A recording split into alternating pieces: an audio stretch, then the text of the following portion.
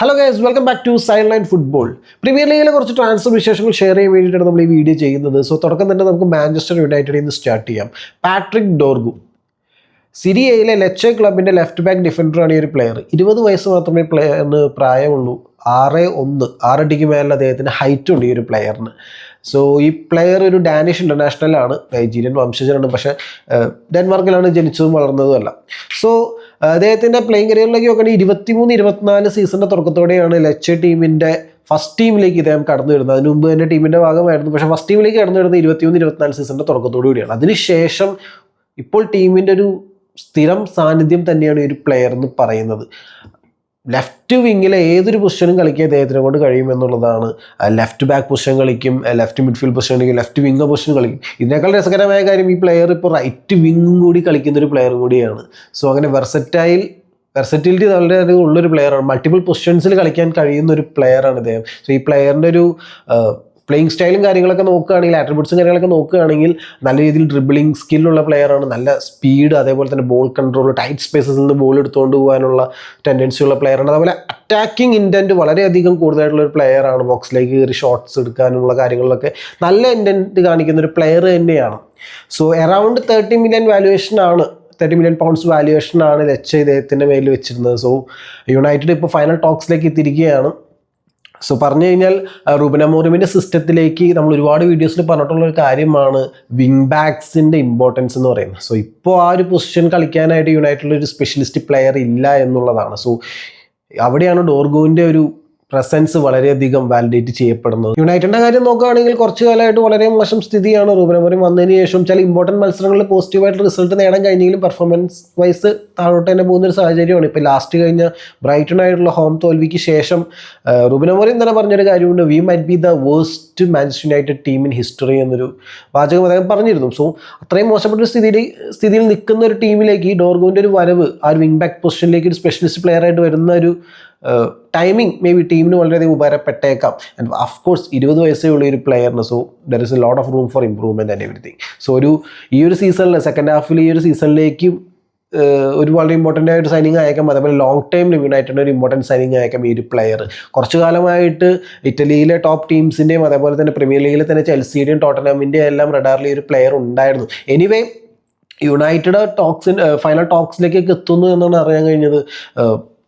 അതേപോലെ തന്നെ റെപ്രസെൻറ്റേറ്റീവ്സിനെ ഡയറക്റ്റ് ഇറ്റലിയിലേക്ക് വിടുന്നു ഈ ഒരു ഡീലിനെ പറ്റി സംസാരിക്കാനൊക്കെ എന്നൊക്കെ ഒരു ന്യൂസൊക്കെ വന്ന് നിൽക്കുന്ന സമയത്താണ് ഫൈനൽ റൗണ്ടിലേക്ക് എത്തിയപ്പോൾ ഒരു ട്വിസ്റ്റ് പോലെ നെപ്പോളിയുടെ വരവ് കയറി വരുന്നൊരു വില്ലനായിട്ട് യുണൈറ്റഡ്. ഇപ്പോൾ പുതിയതായിട്ട് കിട്ടുന്ന റിപ്പോർട്ട്സ് പ്രകാരം നെപ്പോളി മേ ബി ഈ ഒരു ഡീൽ ഹൈജാക്ക് ചെയ്തേക്കാം എന്നാണ് അറിയാൻ കഴിയുന്നത്. സോ നെപ്പോളി ഈ ഒരു പ്ലെയറിനെ ലെച്ചയിൽ നിന്ന് വാങ്ങുമ്പോൾ കുറച്ചും കൂടി ഒരു അഡ്വാൻറ്റേജസ് പൊസിഷനിലേക്കാണ് വരുന്നത്. കാരണം ലെച്ചയുടെ അടുത്ത് നെപ്പോളി വയ്ക്കുന്ന ഓഫർ അനുസരിച്ച് 6 മാസം ഇനിയും പ്ലെയർ ലെച്ചയിൽ തന്നെ നിന്നോട്ടെ, ഞങ്ങൾ അതിനുശേഷം സമ്മറിൽ ഈ പ്ലെയറിനെ കൊണ്ടുപോകുള്ളൂ എന്നൊരു ഓഫർ വെച്ചായിട്ട് കേൾക്കുന്നുണ്ട്. സോ യുണൈറ്റഡിനെ വെച്ച് നോക്കുമ്പോൾ നെപ്പോളി ഒരു ബെറ്റർ പൊസിഷനിലേക്ക് ഈ ഒരു ഡീലിൻ്റെ കാര്യത്തിൽ എത്തുന്നൊരു സീനാണ് വരുന്നത് അവസാന സ്റ്റേജിൽ ക്ലൈമാക്സിലോട്ട് എത്തുമ്പോൾ. സോ മേ ബി വരുന്ന മറ്റു റിപ്പോർട്ടുകൾ പ്രകാരം മേ ബി ഒരു 34 മില്യൺ പൗണ്ട്സ് ചിലവാക്കാൻ യുണൈറ്റഡ് ഇപ്പോൾ റെഡിയാണെങ്കിൽ മേ ബി പ്ലെയറിനെ കിട്ടും എന്നുള്ള രീതിയിലൊക്കെ തന്നെയാണ് കേൾക്കുന്നത്.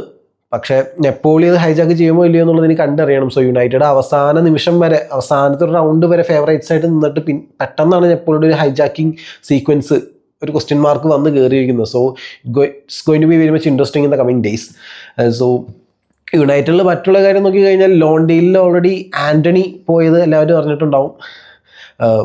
One of the biggest flops in recent United history എന്ന് പറയാവുന്നൊരു പ്ലെയറാണ്. ചിലവാക്കിയ അറൗണ്ട് 80 മില്യൺ പൗണ്ട്സാണ് ടെൻ ഹാഗിൻ്റെ സമയത്ത് ആൻ്റണിക്ക് വേണ്ടി ചിലവിട്ടത് അദ്ദേഹത്തെ കൊണ്ടുവരാനായിട്ട്. പക്ഷേ ആ ഒരു പ്രൈസ് ടാഗിൻ്റെ 50% പോലും നീതി പുലർത്താൻ ആ ഒരു പ്ലെയർക്ക്, അല്ലെങ്കിൽ പെർഫോമൻസ് കാഴ്ചവെക്കാൻ, നീതി പുലർത്താമെന്ന് പറഞ്ഞത് ശരിയല്ല, പെർഫോമൻസ് കാഴ്ചവെക്കാൻ ആ ഒരു പ്ലെയറിന് കഴിഞ്ഞില്ല. One of the biggest flops എന്ന് തന്നെ പറയാം in recent history of Manchester United. So ആ ഒരു പ്ലെയർ ലോൺ ഡീലിലാണ് പോയിരിക്കുന്നത് റയൽ ബെറ്റീസിലേക്ക്. ഇനി അതേപോലെ തന്നെ ഇപ്പോൾ യുണൈറ്റഡിൻ്റെ കാര്യം പറഞ്ഞപ്പോൾ അവരുടെ അയൽവക്കക്കാരായ സിറ്റിയുടെ കാര്യം പറയാതിരിക്കാൻ വയ്യ.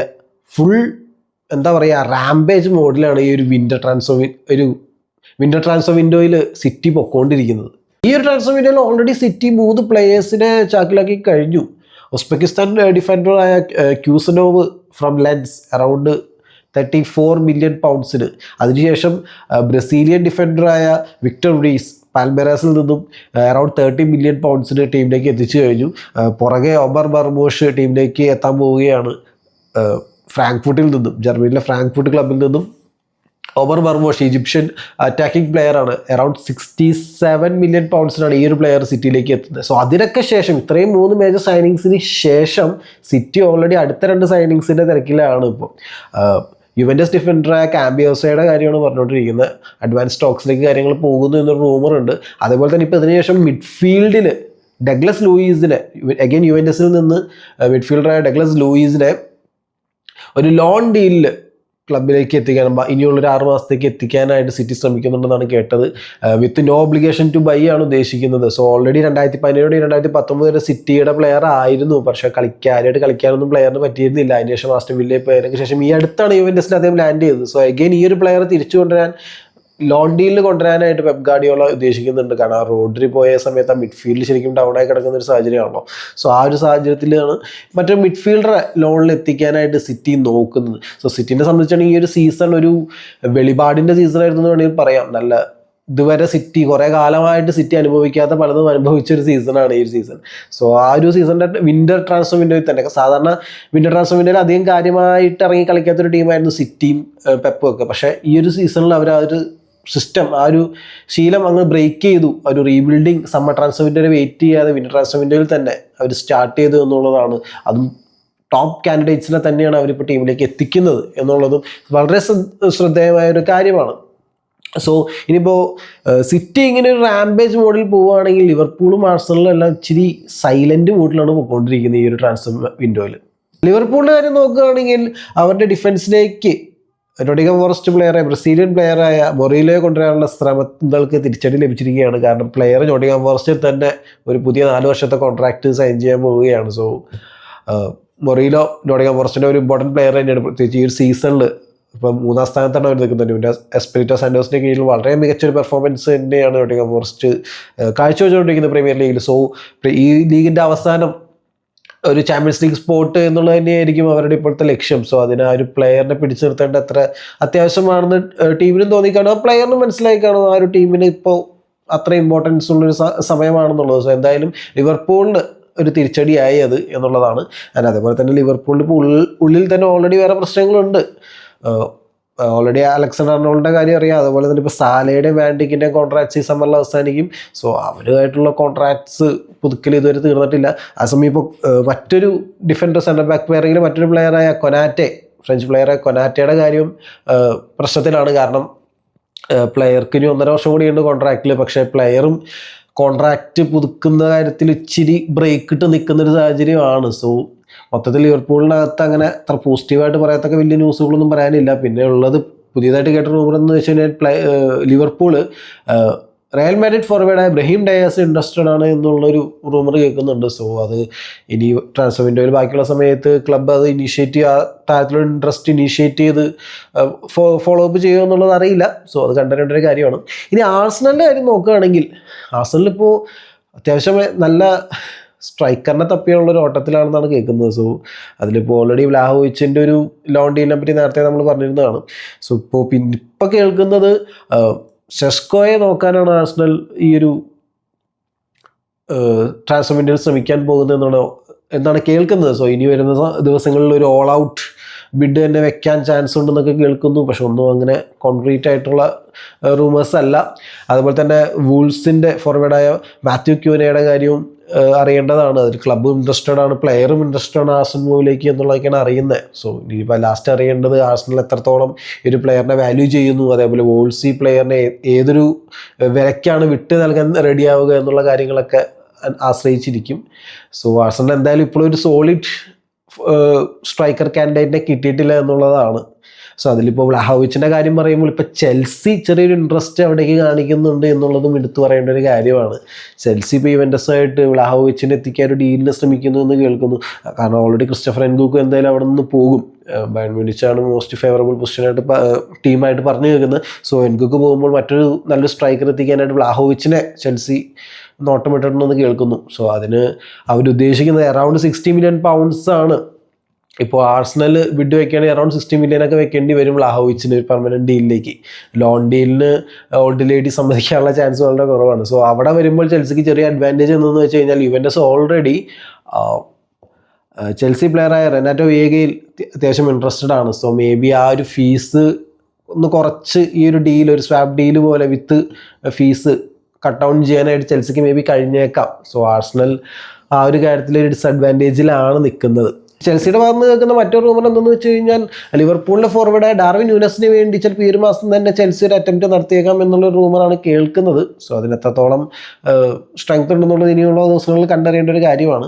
പിന്നെ പ്രീമിയർ ലീഗിലെ മറ്റുള്ള പ്ലേയേഴ്സിൻ്റെ കാര്യം പറയുകയാണെങ്കിൽ അലക്സാണ്ടർ ഗർണാച്ചോയ്ക്ക് വേണ്ടി നെപ്പോളി രംഗത്ത് ഉണ്ട് എന്നുള്ളതാണ്. അറൗണ്ട് 50 million വാല്യുവേഷനാണ് പ്ലെയറിന് വരുന്നത്. സോ ഗർണാച്ചോ അത്ര ഇൻട്രസ്റ്റഡ് അല്ല ക്ലബ്ബ് വിട്ട് മാറാനായിട്ട് ഈ ഒരു വിൻ്റർ ട്രാൻസ്ഫർ വിൻഡോയിൽ തന്നെ. സോ മേ ബി ഡീല് നടക്കാം, മേ ബി നടക്കാതിരിക്കാം. മേ ബി പ്ലെയറും ഇനിയുള്ളൊരു 6 months കൂടി മേ ബി റൂബൻ അമോറിമിൻ്റെ കീഴിൽ തന്നെ യുണൈറ്റഡിൽ ചിലവഴിച്ചേക്കാം. പക്ഷേ നെപ്പോളി അവരുടെ ബാങ്കിൽ ക്യാഷ് ഉണ്ട്. So they are trying to cash in on Garnacho. പക്ഷേ റാഷ്ഫോർഡിൻ്റെ കാര്യം പറഞ്ഞു കഴിഞ്ഞാൽ റാഷ്ഫോർഡ് എന്തായാലും പോകണം എന്നുള്ള ശാഠ്യത്തിൽ നിൽക്കുകയാണ്. പക്ഷേ അദ്ദേഹത്തിൻ്റെ ആ ഒരു പാക്കേജ് വാല്യുവേഷൻ്റെ കാര്യത്തിലാണ് ചെറിയൊരു അണ്ടർസ്റ്റാൻഡിങ് ഇപ്പോഴും ക്ലബ്ബുകൾക്ക് എത്താൻ കഴിഞ്ഞിട്ടില്ല. അതുകൊണ്ടാണ് AC മിലാനും ലാസ്റ്റ് ആയിട്ട് ഡോട്ട്മുണ്ടുമായിട്ടാണ് അദ്ദേഹത്തെ റാഷ്ഫോർഡിന് ലിങ്ക് ചെയ്ത് കേട്ടത്. പക്ഷേ ഇപ്പോൾ AC മിലാൻ ആയാലും ഡോട്ട്മുണ്ട് ആയാലും ആ ഒരു പാക്കേജിൻ്റെ കാര്യത്തിലൊരു അണ്ടർസ്റ്റാൻഡിങ് വരാത്തതുകൊണ്ട്, ഒരു എഗ്രിമെൻറ്റ് വരാത്തതുകൊണ്ട് അത്യാവശ്യം സ്റ്റോളായിട്ട് നിൽക്കുന്നൊരു സാഹചര്യമാണ്. സോ AC മിലാൻ്റെ കാര്യം പറയുമ്പോൾ നമുക്ക് ഉടനെ തന്നെ ഈ വരും ദിവസങ്ങളിൽ തന്നെ മേ ബി വാക്കറിൻ്റെ സൈനിങ് സംബന്ധിക്കുന്ന കൂടുതൽ ഫൈനൽ അപ്ഡേറ്റ്സിലേക്ക് എത്താൻ കഴിയുമെന്നാണ് വിശ്വസിക്കുന്നത്. ആൻഡ് അതുപോലെ തന്നെ പറയാനുള്ളതാണ്, ബൊറൂസിയ ഡോർട്ട്മണ്ട് കാര്യമായിട്ട് തന്നെ എറിക് ടെൻ ഹാഗിനെ പരിഗണിക്കുന്നു എന്നൊരു ന്യൂസ് കേൾക്കുന്നുണ്ട്. സോ യുണൈറ്റഡിൽ നിന്ന് പോയ ആശാൻ നേരെ ബൊറൂസിയ ഡോർട്ട്മണ്ടിലേക്ക് ചേക്കാറുള്ള സാധ്യതകൾ വളരെ കൂടുതലാണെന്ന് കേൾക്കുന്നു. സോ മേ ബി നമുക്ക് റാഷ്ഫോർഡ് ടെൻ ഹാഗ് ഒരു കൂടിച്ചേരൽ എഗെയിൻ കാണാൻ സാധിച്ചെന്ന് വരാം after the United days. So ഇതൊക്കെയാണ് പ്രീമിയർ ലീഗിൽ നിന്നുള്ള ട്രാൻസ്ഫർ വിശേഷങ്ങൾ ഇപ്പോൾ ഷെയർ ചെയ്യാനുള്ളത്. സോ നിങ്ങൾക്ക് ഇതേപോലെ പുതിയതായിട്ട് എന്തെങ്കിലും അപ്ഡേറ്റ്സും കാര്യങ്ങളൊക്കെ കിട്ടുന്നുണ്ടെങ്കിൽ താഴെ കമന്റ് സെക്ഷൻ രേഖപ്പെടുത്തുക. അതേപോലെ നിങ്ങൾക്ക് ഈ ഒരു ട്രാൻസ്ഫർ വിൻഡോസ്, ഈ ഒരു റൂമേഴ്സിനെ കുറിച്ചുള്ള അഭിപ്രായങ്ങളും കാര്യങ്ങളൊക്കെ താഴെ കമന്റ് സെക്ഷൻ രേഖപ്പെടുത്താവുന്നതാണ്. സോ മറ്റൊരു വീഡിയോ ആയിട്ട് കാണുന്നവരെ this is Alexander signing off and have A nice day.